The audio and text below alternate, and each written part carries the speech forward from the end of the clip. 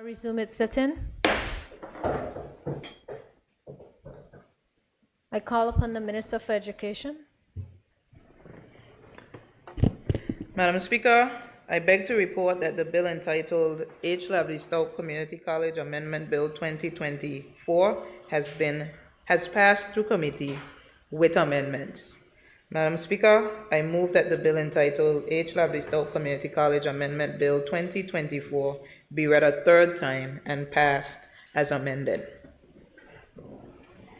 Speaker, I rise to second the motion. Thank you. Honorable members, it has been moved and seconded that the bill entitled H. Lavely Stoutt Community College Amendment Bill 2024 be now read a third time and passed as amended. Those in favor? Aye. Those against? The ayes have it. The motion is passed. I call upon the clerk to read the bill a third time. This bill may be cited as H. Lavely Stoutt Community College Amendment Bill 2024.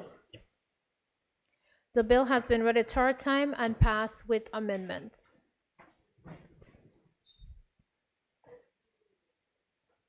I call upon the Minister for Communications and Works to move a motion.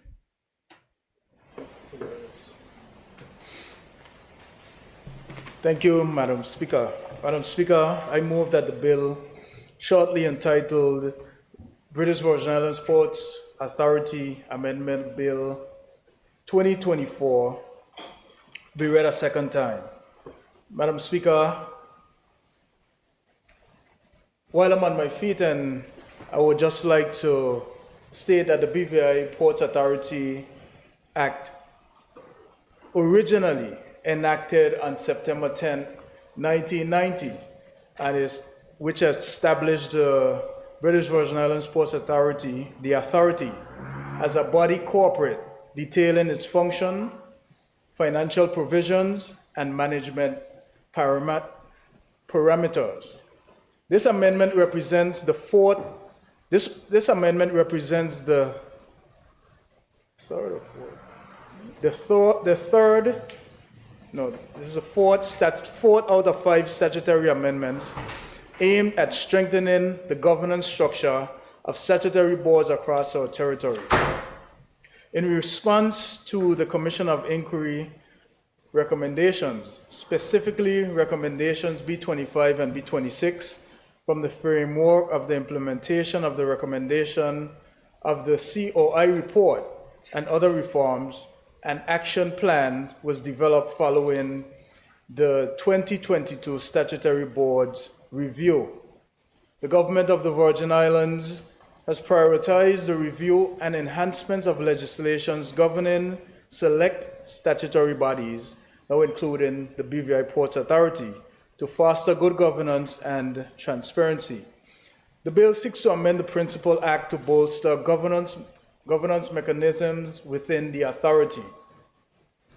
Madam Speaker, in Clause 1, it provides the short title and commencement provisions.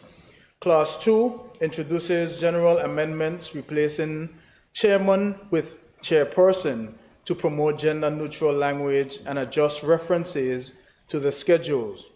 Clause 3 amends both 2 to incorporate new terms resulting from these changes. Clause 4 establishes additional requirements for maintaining accounts and records in alignment with the financial governance policy for statutory bodies and boards. Clause 5 inserts a new Section 4A, mandating that the authority be guided by the good governance policy framework for statutory bodies and boards in its function and duties. Clause 6 further emphasizes compliance with the financial governance policy regarding the authority's accounts and records. Clause 7 introduces Section 7A and 7B, granting the minister the authority to conduct special audits when deemed necessary and ensuring adherence to the Public Procurement Act 2021 for the authority's procurements.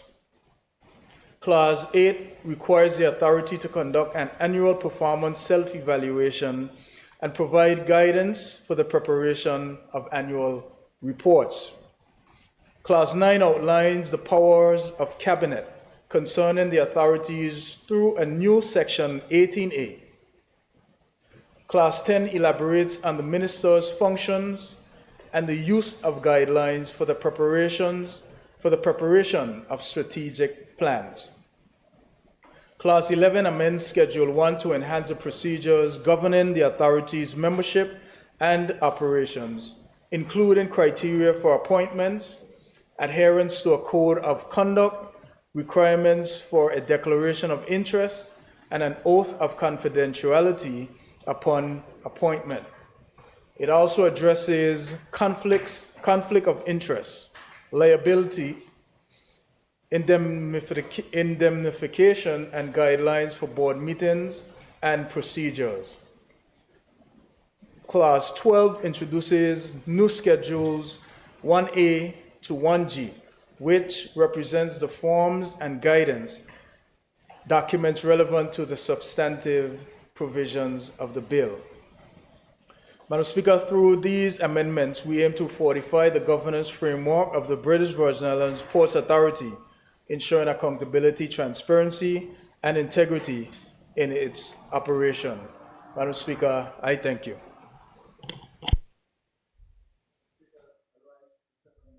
Thank you. Thank you. Honorable members, the floor is now open for debate. Please be mindful of the standing orders in terms of the scope of the debate as it relates to the bill. Members are given 15 minutes each to debate. Any member wish to debate?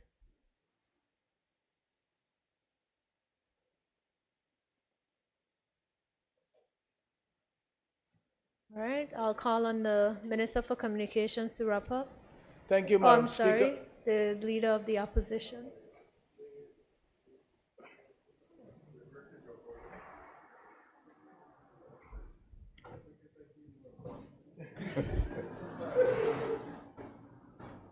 Thank you, Madam Speaker. A noise. You have a noise? Madam Speaker, I rise to give my contributions to the British Virgin Islands Port Authority Amendment Act, Amendment Bill 2024. Madam Speaker, there is no doubt in our minds, like the Minister said, this is the fourth statutory board that we are amending to comply, make improvement based on the recommendations of the COI report 24, 25, 26, and 27. I think that covers this whole statutory board recommendations. Madam Speaker, there's no doubt in our mind that since almost 2017, the Ports Authority, which is especially Port Parcel, is lacking in a lot of ways in terms of resources to keep. The main thing that they're responsible for is the cargo and the goods that come through the ports in a safe and reliable, under a safe and reliable environment. Madam Speaker, it behooves me, is it such a word, that the Port Authority since 2017 still having people cargo out in the sun under Napoleon, and there is not. It all stems from good governance and good management of the responsibility of what this bill is trying to achieve, Madam Speaker. that the board and the authority try to get their functions done in an efficient and effective way. Madam Speaker, it makes no sense for us to make all of these amendments and under good governance and all those stuff, and the primary reason for us making these things are not being done.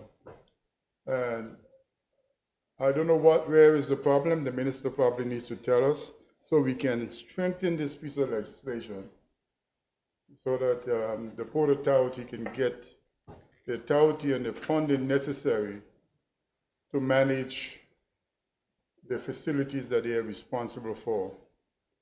So, Madam Speaker, I think it's important for us to, when we go into this legislation, there are similar changes to what we just did at the college, ensuring that board members declare their interests, the board members and senior managers declare their interests for the positions they hold. But Madam Speaker, we can put all of this stuff in law, and we can hold board members and senior managers responsible for all of these things. But at the end of the day, if the people that this bill is making the changes to solve, the people that comes to the port to do what needs to be done to make their journey through the ports enjoyable, then, Madam Speaker, we will have lost our way, because we all know that we have serious issues to confront at the ports. They're inadequate. The space is not fit for purpose, and we need to put in this piece of legislation the authority necessary for the board of the Port Authority to get on with doing what needs to be done, and not if the minister is stopping them from doing this stuff. I say if, then we need to put stuff in the law to stop the minister from stopping them from doing their work. Stopping, so I'm not sure why he's making reference to the minister doing such a thing. Madam Speaker, I make a reference because in these acts, in these bills, we are giving the ministers a lot of authority because this is a ministerial form of government. And the ministers are responsible for the good management and policy direction of the authority. But if it's not giving them any policy direction, Madam Speaker, they can't do their job. So it's important for us to strengthen the legislation so the Port Authority can do their job. It's not a laughing matter. What is happening at our ports needs serious attention. If you take Port Parcel, Madam Speaker, the cargo is out there in the sun, and people continue to complain. And like I said before, private sector have built 6-story building, 5-story building, 3-story building, a whole village, and the government the government and its organs, which is the Port Authority, can't seem to be able to build a warehouse to be able to house people cargo in a safe and reliable way. And it's important for us, madam, as we go through this act, wherever the stumbling blocks are in the act, that we erase them so that they can have the authority to do what needs to be done. I know if the minister is doing this, interested in doing this, he has my full support. So, Madam Speaker, with those few words, I will take my seat. Thank you, Honorable. I take it no other member. I recognize the member for the 8th District, Honorable Marlon Penn. Thank you, Madam Speaker. And you said I have 15 minutes. I promise you I won't need the entire 15 minutes, Madam Speaker. Madam Speaker, I just want to give as well my brief contribution to the British Virgin Islands Port Authority Amendment Bill 2024. Madam Speaker, as the leader of the opposition just said, we've been here now for the last couple of weeks trying to fulfill the requirement of B25 and 26, particularly for this one particular act of the Commission Inquiry Report. Madam Speaker, we've made some very direct changes to the way that the boards are governed and operate. And to me, that the areas that are very specific that stands out is the areas of ensuring good governance and transparency in the way that the boards operate and perform their duties. And particularly the issue of indemnification.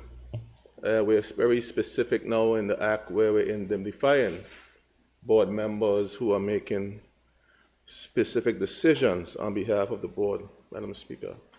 And I want to just touch on two areas quickly before we go into committee. And I, as well, like the leader of the opposition, is very keen on us looking at those areas that will help with the good running and functioning of the authority and the subsidiaries under the authority, Madam Speaker. Madam Speaker, I was going through the Standing Finance Report just a little while ago of 2024, when the authority came before this Honorable House to defend its budget.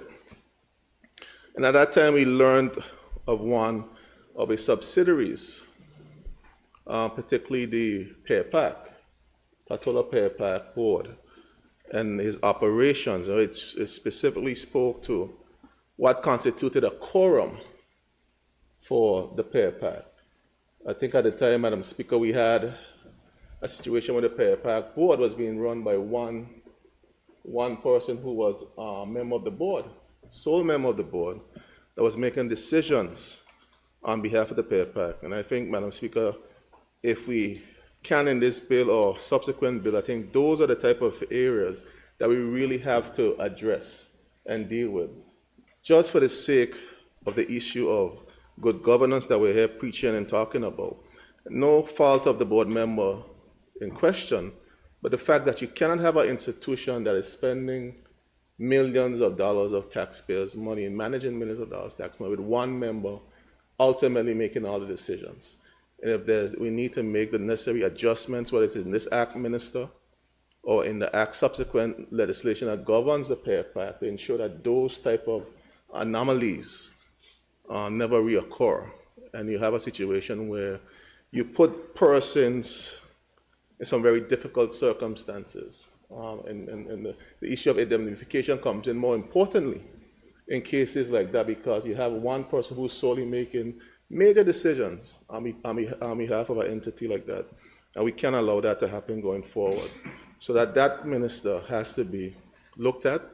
I don't know if we could adjust it in this act, or we need to bring the act back to make sure that we don't have those level of anomalies within those particular statutory organizations, as they have legal identification, legal identity, where they can be sued and be sued, and their liability becomes the liability of the people, because ultimately they're solely owned by the people of the territory and by the government of the Virgin Islands, Madam Speaker. Madam Speaker, I'm also concerned, I think it was 2022, member, that we passed the bill to consolidate all ports in this Honorable House. And I don't know where we are with that particular bill, Madam Speaker, and what the government's position is on that bill that was passed in this House to do the wholesale consolidation of the ports in the territory. We saw certain events what brought those actions clearer in terms of the intent.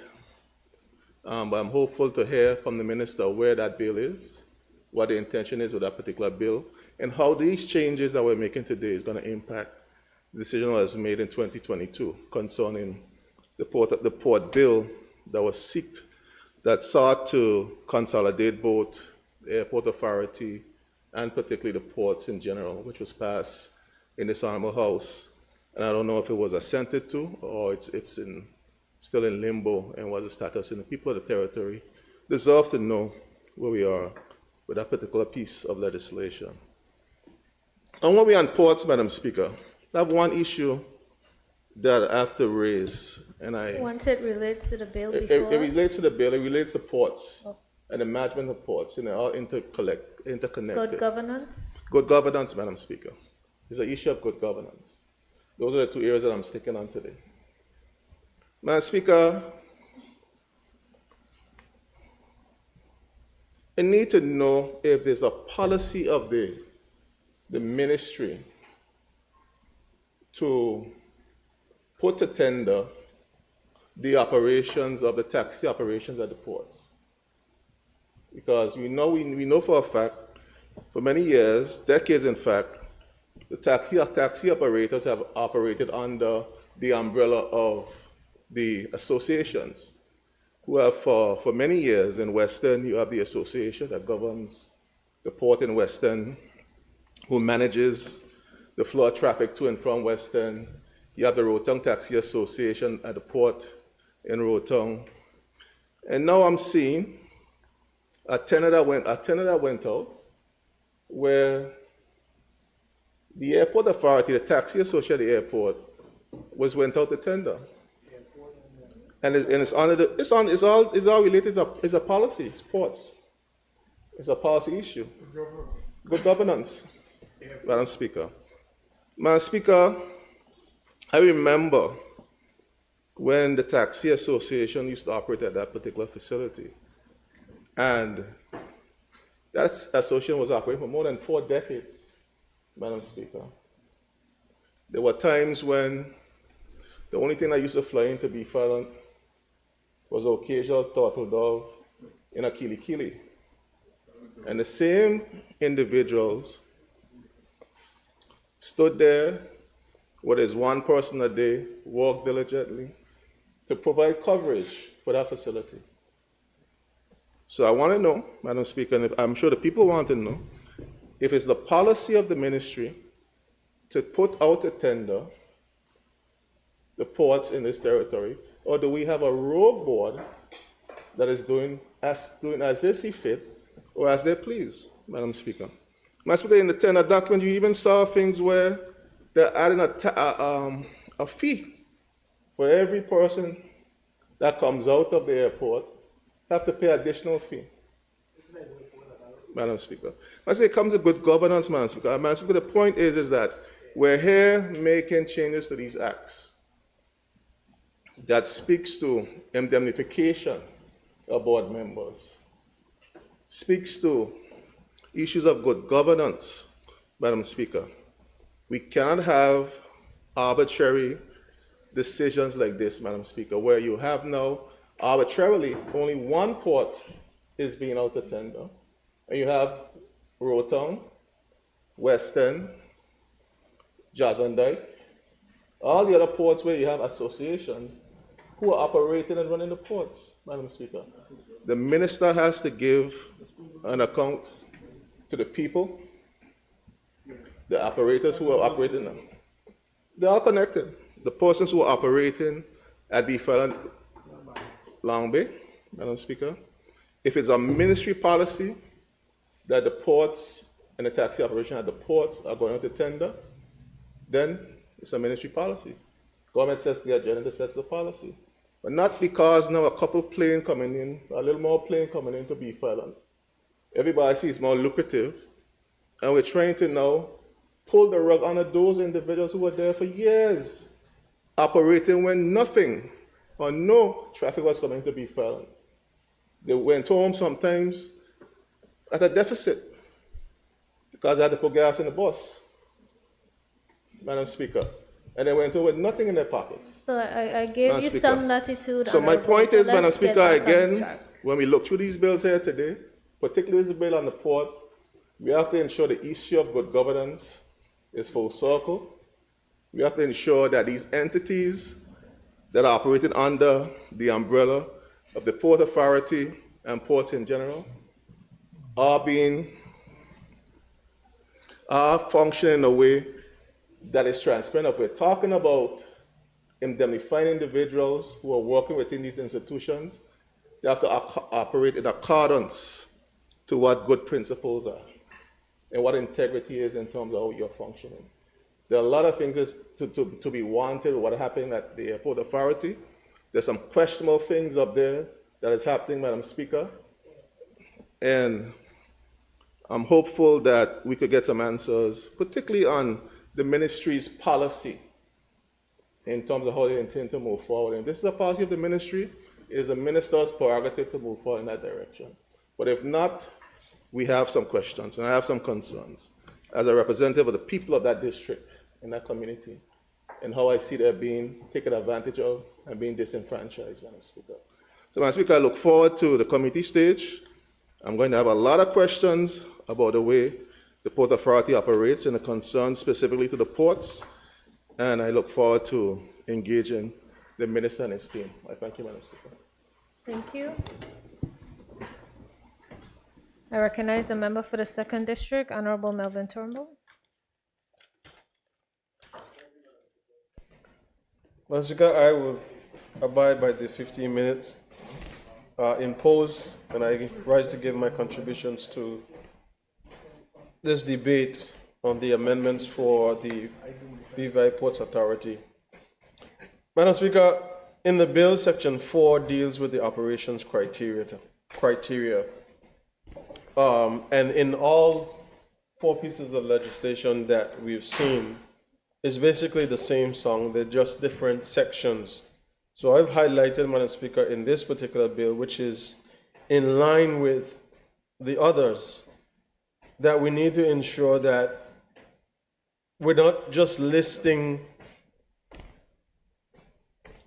words, Madam Speaker, for how the board is supposed to operate, but there are clear objectives and ways that you can be able to measure the things that you want to measure: integrity and due care and compliance, Madam Speaker. These are things that are listed in Section 4 of the bill. And I know, just as we did with the others, we have a blueprint, so to speak, Madam Speaker, from 3 of the other pieces of legislation that we'll be able to amend them accordingly. Madam Speaker, 4A deals with good governance, and one of the things that I believe should be done is we must include the periodic external reviews to ensure that there is good governance. So while the board is operating, while they are supposed to be following the objectives, Madam Speaker, there should be someone, whether it's an audit function or something that is going back to ensure that it is reviewed outside of the annual reporting that is done. And Madam Speaker, one of the things that I noticed is happening in this territory is we are becoming, and I'm using the word divided, but I'm using it, Madam Speaker, relating to these boards and even the ministries, because the Ports Board should be in communication with the BVI Tourist Board, should be in communication with the boards like the HLS Community College and some of the other boards. And I'll tie it in, Madam Speaker, to just Ports Authority. The BVI Ports Authority deals with not only the cargo that is coming in and out of the territory, it also deals with the cruise ships and the cruise tourism aspect. And Madam Speaker, while we are sometimes bragging on the amount of cruise passengers that we bring in, and that's on the port side, but we use tourism to brag about it, Madam Speaker, we don't hear much about the reporting, whether it's from the board or it's the ministry directly, in terms of what are the revenues that are being earned from this agreement that we have for the $15 per head based on the cruise ship passengers. And I'm tying that, Madam Speaker, with ports to tie it over to tourism, because, Madam Speaker, it was earlier today that one of the taxi operators from my district phoned me, and he made mention that we're anticipating another busy cruise tourism season. But he highlighted specific areas like down in the dungeon where has been completely overgrown. We did National Parks Trust as well.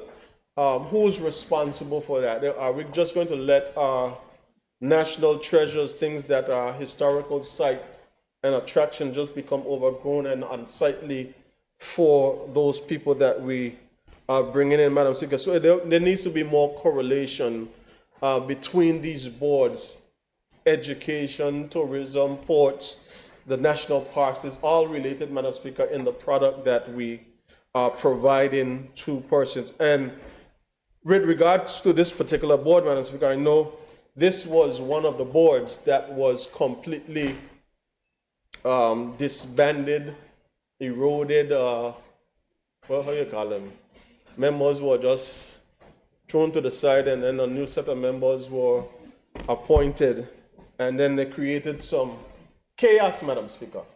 We in good governance, we had all kind of businesses set up in the name for whatever reason, and there was no benefit based on that setup for the BVI, but the benefit was based on the individuals who set it up. So, Madam Speaker, I believe this board, I know the chairperson of this board and the board that is established, but we must ensure that when we assign these boards, it is not just for the minister's prerogative or the ministry's prerogative, Madam Speaker. It must be for the benefit of the people of the Virgin Islands wholeheartedly. And Madam Speaker, Section 7A, it deals with the special audit function for the Ports Board. And I understand that we are tying in where we have this mandate from the third party. So I'm tying in 7A and 17, Madam Speaker, which deals with the performance evaluation from the board. But the special audit function, Madam Speaker, should be that the board should be able to have audits on different areas. And while I'm saying that, Madam Speaker, I'm piggybacking on a point raised by the member for the 8 next to me, Madam Speaker, on the ports of the territory. Within my district, Just Van Dyke is listed as a port of entry to the Virgin Islands, Madam Speaker, but it is treated significantly different than the other ports in the territory. And that is something that I believe we need to improve upon, but it also, Madam Speaker, engages and will require communication and agreement between ministers and ministries, because the Minister for Ports is the Honorable Reimer, but the Minister for Tourism and Customs and Immigration is the Honorable Premier. And to get those ports functioning like the other ports, Madam Speaker, there needs to be some sort of communication so that there's that equitable balance between, for example, what happens in West End and what happens in Just Van Dyke. You were asking my people from Just Van Dyke to either check into West End when they're coming up from St. Thomas, and we have a port of entry in Just Van Dyke. But you're telling me when the customs officers are there on Just Van Dyke, there's no immigration officer staged there, Madam Speaker, that they had to either return to West End, or when it's busy, you send persons as far up as north as Virgin Gorda to ensure that they are checked in. So, Madam Speaker, I know it's something that I have raised with the chairman of the board. I know it's something that I've raised even in this honorable house, Madam Speaker. We must ensure that equity and balance is the mandate of this board, to ensure that the ports and all ports are functioning. If you're naming me official port, I should be able to function with the capacity of any other port in the territory, given the nuances that exist. Madam Speaker, the performance evaluation of the ports, I don't believe in, and I've said it before, I don't believe in us doing what was suggested by the Commissioner of Inquiry. I don't believe the suggestions. I believe we are mandating and we've signed on to bringing into action the recommendations that were listed in the COI report. And Madam Speaker, I see on some boards we are carrying out this function where we are advertising for boards. That was never a requirement, Madam Speaker, or recommendation from the COI. It was a suggestion. And just so that I could suggest to the honorable member for the 8th that he grow lax. All it is a suggestion, because I don't think my cousin would like lax. Or he got a bald head, Madam Speaker. So I could suggest anything to you.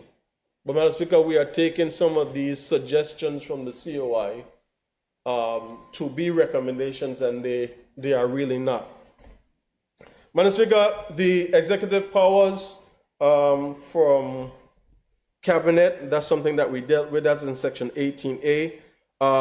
19A, Madam Speaker, deals with the ministry's functions, and this is my only suggestion on this particular clause, is that while this minister, current minister, might do it, Madam Speaker, it must be something that we ensure that the public disclosure on the strategic plans for the Ports Authority through the board of directors, Madam Speaker, are relayed so everybody's understanding of what we're doing. Because what we're hearing now, Madam Speaker, is how much this and how much that. We know that the ports currently on Port Purcell, Madam Speaker, we have outgrown that space. And we've heard that conversation since 2016, 2017, that we were outgrowing the space. And Madam Speaker, we need to know, the public, we need to know what is required to develop a more modern facility that the officers of the Ports Authority, together with Customs and Immigration and even the police, will be able to function, and persons will be able to get their goods and services in a timely manner. So the public, Madam Speaker, should be informed on the developments coming from the board. And Madam Speaker, the schedules, Madam Speaker, schedules in 1A deals with the financial governance. Madam Speaker, I believe, as I said above, regular financial audits, and it is not, sometimes we look at audits as a bad thing, but audits to ensure that you are meeting your objectives so that you know what needs to be approved upon. We could use audits to our benefit rather than somebody putting an audit on us, Madam Speaker. If we use the financial audits to help us get to where we need to get to achieve our deadlines, and it will show where we need to improve, I think those things would help the overall operation and governance of the board, Madam Speaker. And then, Madam Speaker, the final thing that I have noted in the schedule in 1B of that schedule, Madam Speaker, the good governance policy framework. Madam Speaker, I believe one of the things that can be done is if we include some way, depending on what the objectives are, that the board is implementing towards the authority requirements for training, requirements for continued education to develop the entity that is the port, the BVI Ports Authority, Madam Speaker. So while the board guides, Madam Speaker, is also helping to implement or requiring, Madam Speaker, of the Ports Authority and its leadership to the director, good governance and continued education, Madam Speaker, that are required to develop their skills. Madam Speaker, I believe that while we have this bill before us, it is quite difficult, as we've seen, to go into certain parts of the substantive legislation, Madam Speaker, but I believe we should not just look at the things that we are trying to do to meet the COI recommendations, as I've said in 2 other debates that I've made contribution to. We should also look at areas, Madam Speaker, and that needs to be improved overall in the substantial legislation to be able to improve the quality of operations, the quality of meeting our bottom lines, and even exceeding them to further develop the ports, because the chairperson and the director came before us during the Standing Finance Committee, Madam Speaker, for the last 3 or 4 times, and they're requiring more. But, Madam Speaker, if you're requiring more, we have to set out proper guidelines, proper goals and objectives to reach those guidelines. And then if they require more money, we'll be able to help them do that and make sure that we are tracking them every step of the way. So, Madam Speaker, my swan song is to just hope that the port in Just Van Dyke, it needs some attention, good governance and safety and security. It is falling apart, Madam Speaker, and I'm hoping that some due care and attention is given to that particular port by the board, so that we could keep our guests, we could keep the locals that traverse that particular port on one of the most beautiful islands in the territory safe. Thank you, Madam Speaker. Thank you. Honorable, any other member? I call on the Minister for Communications and Works to wrap up.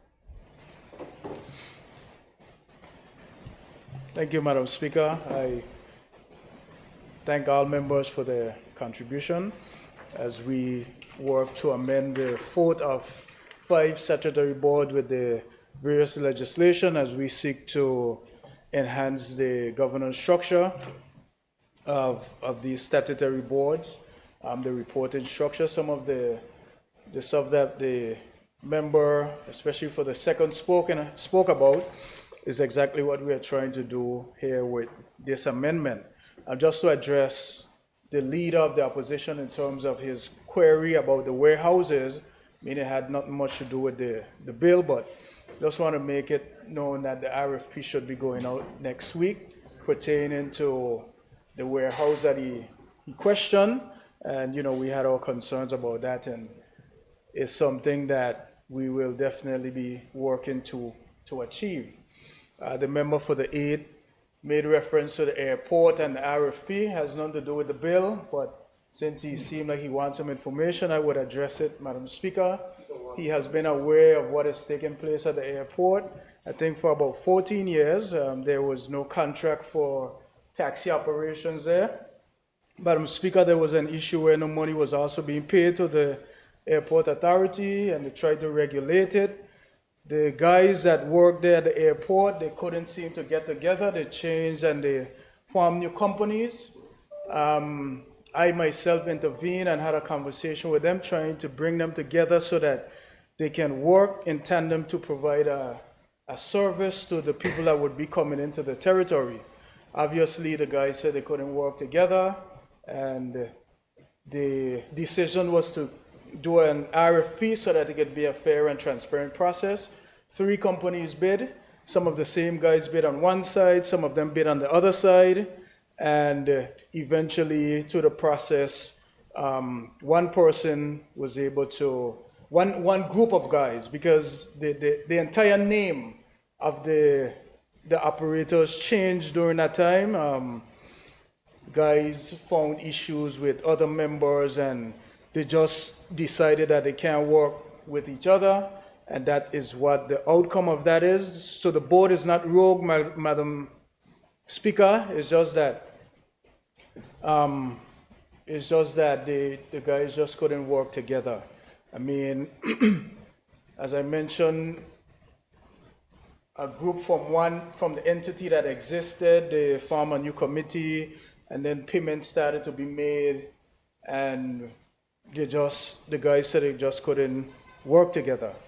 And that is the outcome of that situation at the airport. Well, Madam Speaker, also at the pay pack, the member made mention of the one board member. At that time, we were going through the transition where we had to get the new board in place. We had also at the Social Security, we needed a representative from the Social Security Board, one from Port Authority. But, since May, that board has been constituted with the 4 members. Madam Speaker, also pertaining to the merger of the ports and the airport bill that was assented to, but the government of national unity, or the unity government at that time, formed, and the direction tend to have gone a different direction that the same member was a part of, and we didn't bring the bill into force. But the bill has been assented to, but just that we're choose to go into a different direction there. Madam Speaker, as we go through the committee stage on this bill, I know this will be the fourth one, as I mentioned, and we're hoping to make the amendments and go through the bill. And I look forward to the committee stage. And again, I thank the members for their contribution. Those that didn't speak, I thank them for their support on the bill. And we go through the committee stage. Thank you, Madam Speaker.